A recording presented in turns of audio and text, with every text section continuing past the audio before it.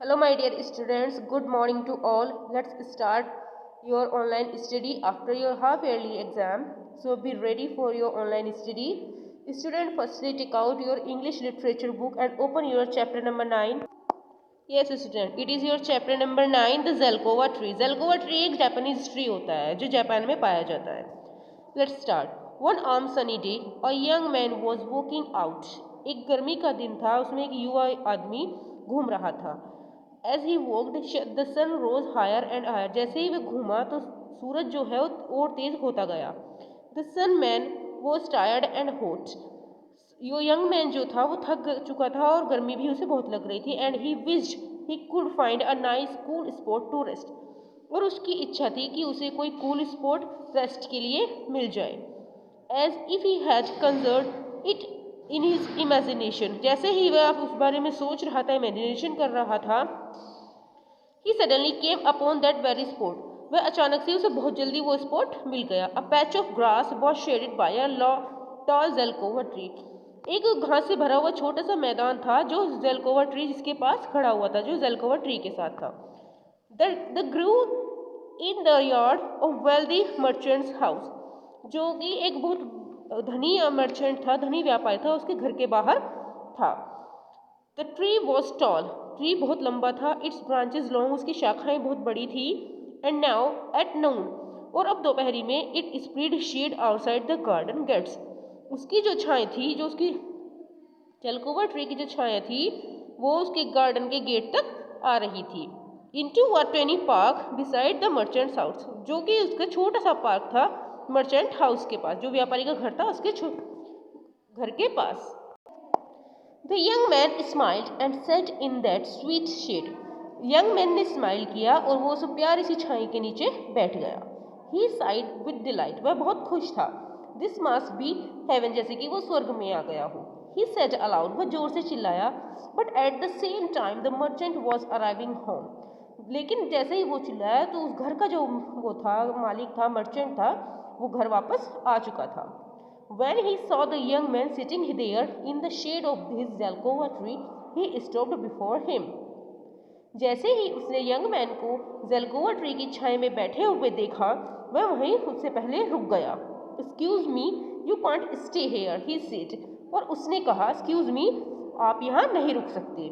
The young man squinted up at him. और young man जो है उसे उस पर स्क्विंट किया, उसने उसे निहारा, उसे चिल्लाया.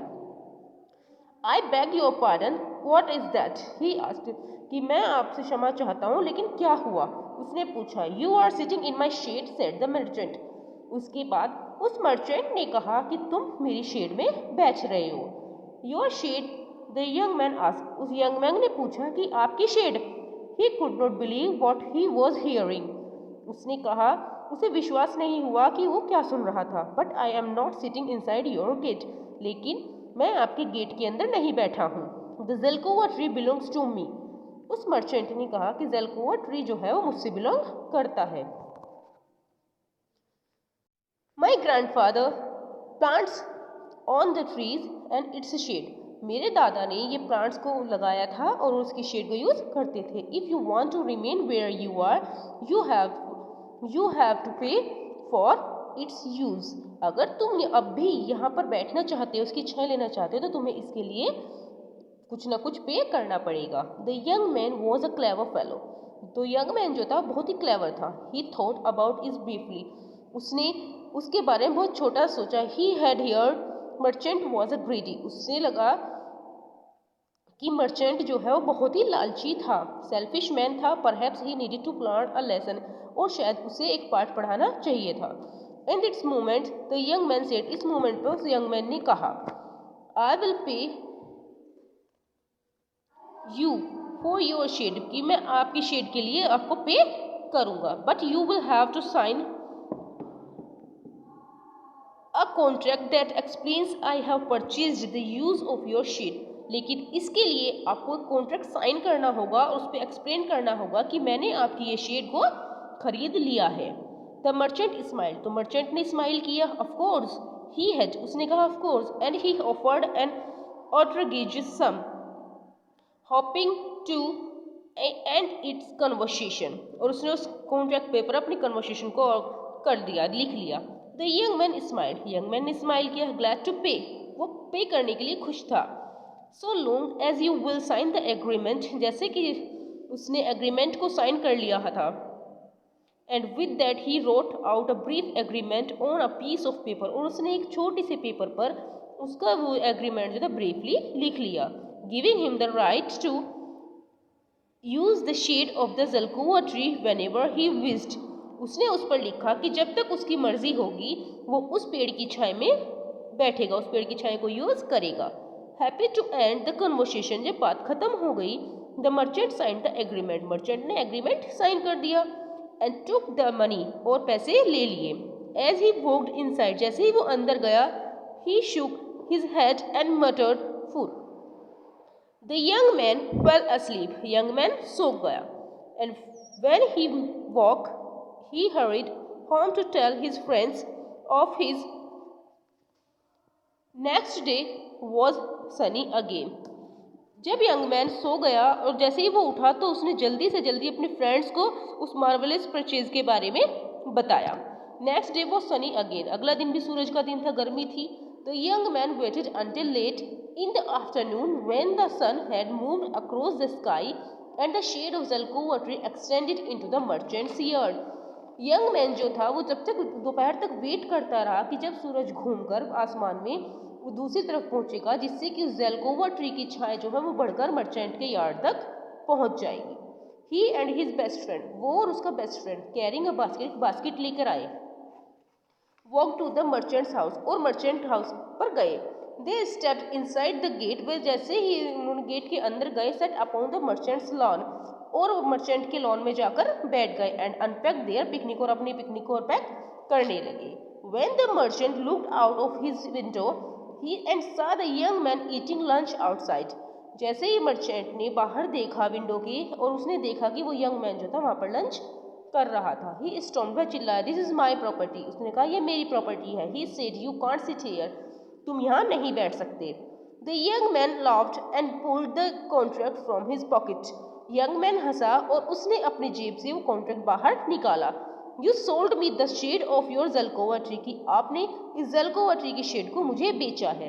And as you can see, और जैसे कि आप कह सकते हैं, we are simply sitting in its shade, हम बड़े आराम से इस शेड में बैठे हैं।